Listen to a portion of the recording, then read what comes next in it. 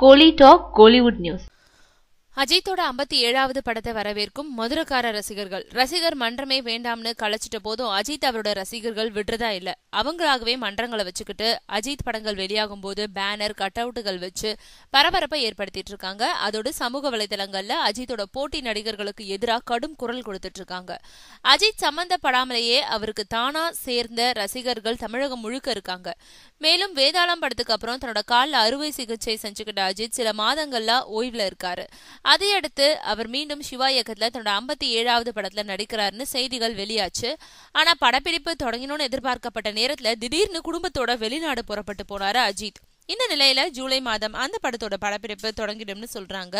இதுக்கு நடுவில் மதுரையில உள்ள அஜித் ரசிகர்கள் அவரோட 57வது படத்தை வரவேற்கும் வகையில சுமார் 100 அடி நீளத்துல அஜித்தோட போஸ்டரை ஒட்டி 57வது படத்துக்காக நாங்க காத்துக்கிட்டு இருக்கிறது மாதிரி வாசகத்தையும் அதுல பதிவு செஞ்சு வெளியிட்டு இருக்காங்க.